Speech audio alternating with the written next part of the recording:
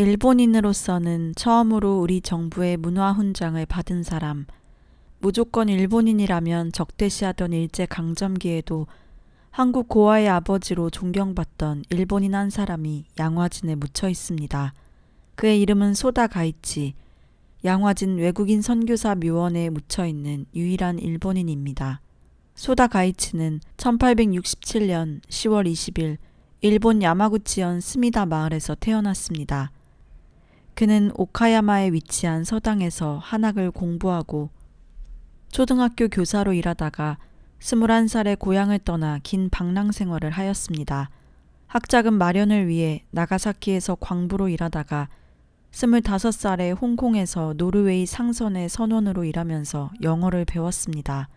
1896년 청일전쟁 이후 일본 제국의 식민지가 된 대만으로 가 독일계 공장에서 사무원 겸 통역관으로 취직하여 독일어를 배우다가 중국 본토로 넘어가 해군에 복무하면서 신의 혁명에 가담했습니다.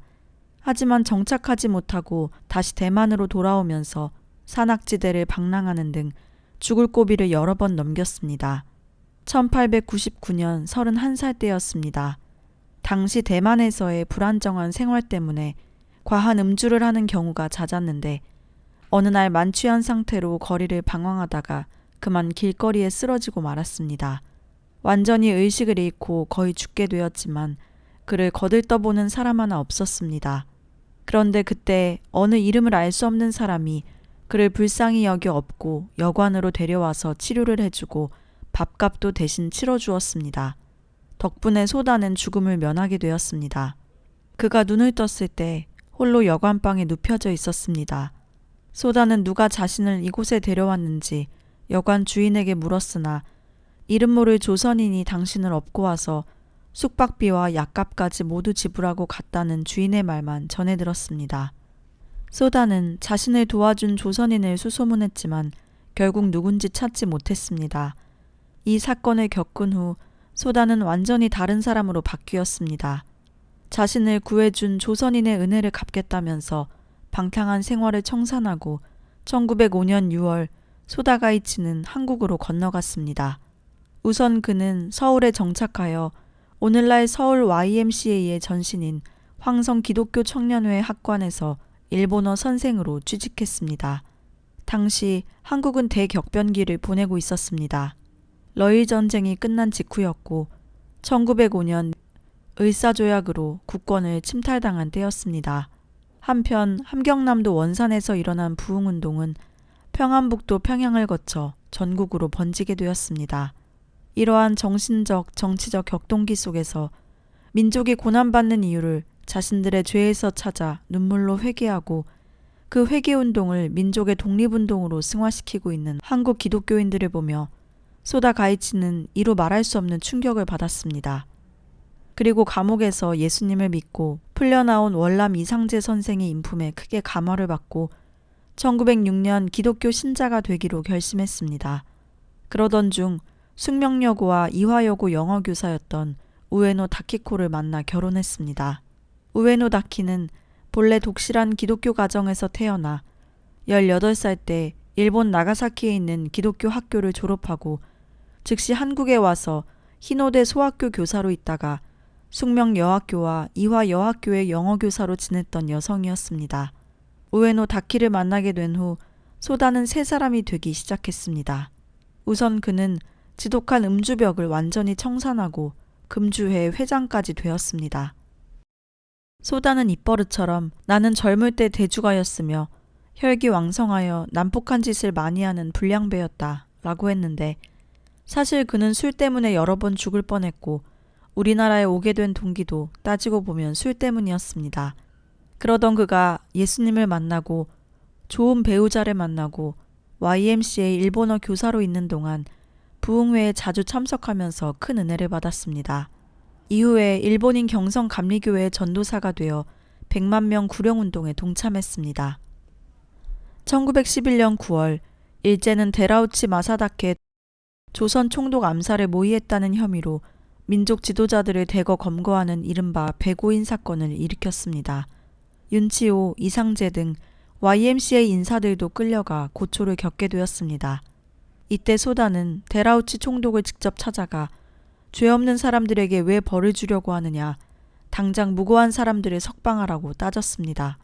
그는 일제의 만행을 공격하면서 동료들의 석방을 위해서 백방으로 힘썼습니다. 이때 한국인들로부터 감사와 찬사도 들었지만 간사한 일제의 간첩이라는 비방도 감수해야만 했습니다. 1919년 3.1운동 때도 구속자 석방운동을 벌이는가 하면 법정에서 이상재 선생 재판을 맡은 판사를 꾸짖기도 했습니다. 1921년 소다는 가마쿠라 보육원 경성지부장에 정식 취임하게 되었습니다. 가마쿠라 보육원은 1896년 일본인 사다케 오토지로가 세운 것으로 1913년부터는 자기 고아원 출신 중에 제일 나이가 많은 이를 한국에 파송하여 경성지부를 설치한 것인데 이것을 소다가 인계받게 되었습니다. 그 뒤 1926년에는 소다가이치의 부인 우에노다키도 이화여전과 숙명여학교에서 퇴직하고 보모가 되어 두 내외가 전심전력으로 고아들을 돌보았습니다. 1939년에는 총독부로부터 과거 이황가 소유 대지 1천여 평과 소속 건물을 무상대여 받아 고아원의 면모를 일신시켰습니다. 이것이 곧 오늘날의 용산구 후암동 370번지의 대지인데 이에 대한 모든 서류는 대동아전쟁 때 완전 소실되었습니다. 당시 세계적인 경제 대공황으로 먹고 살기 힘들었던 때라 경성거리에는 고아들이 넘쳐났습니다. 특히 독립운동을 하다 잡혀간 사람들의 돌보지 못해 버려진 자식들도 많았습니다. 소다와 우에노 여사는 가마쿠라 보육원을 운영하면서 1945년 해방될 때까지 약 1천여 명의 고아들을 보살피고 키워냈습니다. 이 사역을 하면서 이들이 겪은 고생과 역경은 이루 헤아릴 수 없을 정도였습니다. 그는 매일같이 직접 수레를 끌고 일본군 부대를 돌며 군인들이 먹고 남긴 잔반 밥을 얻어왔고 쓰레기통을 뒤져 헌옷가지를 주워와 아이들을 먹이고 입혔습니다. 버려진 갓난아기에게 젖을 물리기 위해 젖 동량을 하다가 쫓겨나기도 했습니다. 소다의 고아원에서 자란 청년이 항일 운동을 하다가 헌병대에 체포되어 소다가 취조를 당한 일, 거짓 위선자라고 비방받은 일도 있었습니다. 그때부터 소다는 한국의 하늘 할아버지, 우에노 여사는 하늘 할머니라고 불렸습니다.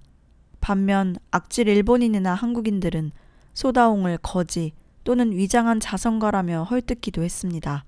하지만 그는 아랑곳하지 않았습니다. 그가 키운 고아들의 상당수는 훗날 독립운동에 투신했습니다. 그런 연유로 소다는 툭하면 일본 경찰서로 불려가 독립운동가들의 끈앞풀이라며 혹독한 신문을 당해야만 했습니다. 아직 어린 고아원 소년들이 일본 경찰에게 대들어 유치장에 갇히면 직접 찾아가 고개를 숙이며 제 잘못입니다 라고 빌며 아이들을 꺼내왔습니다. 하지만 그는 그런 행동을 한 아이들을 절대 꾸짖고 혼내지 않았습니다. 보육원은 순전히 기부금에 의해 운영되어 항상 재정난을 겪었습니다. 그래도 그때마다 여러 기독교계 인사들과 익명의 복지가들의 도움으로 위기를 넘겼습니다. 한 번은 보육원이 폐원 위기에 몰렸을 무렵 정문에 편지가 든 보따리 한 개가 덩그러니 놓여 있었습니다. 그 편지에는 해외로 망명하는 조선인이 고아들을 위해 써달라며 남긴 옷가지와 시계, 그리고 현금 1,000원이 함께 들어 있었습니다. 고아원 원장과 교회 전도사 두 가지 일을 병행하던 소다옹은 원산 감리교회의 목사가 없는 것을 걱정하면서 그곳으로 가게 되었습니다. 그리고 1943년 가을 원산 교회의 무보수 전도사로 취임하였습니다. 부인은 서울에 남아 가마쿠라 보육원을 운영했기 때문에 77세의 소다옹은 자취를 하며 목회를 했습니다. 그리하여 8.15 해방은 원산에서 맞이했습니다. 해방 이후 소련군이 한반도로 남하하면서 원산에 살고 있는 일본인들의 집을 약탈하고 부녀자를 겁탈했습니다. 겁에 질린 일본인 교인들은 소다옹의 보호를 받기 위하여 제 집을 버리고 교회로 몰려들었습니다. 소다옹은 그 교인들을 안방에다 숨겨두고 자기는 현관 입구에서 지키고 있었습니다.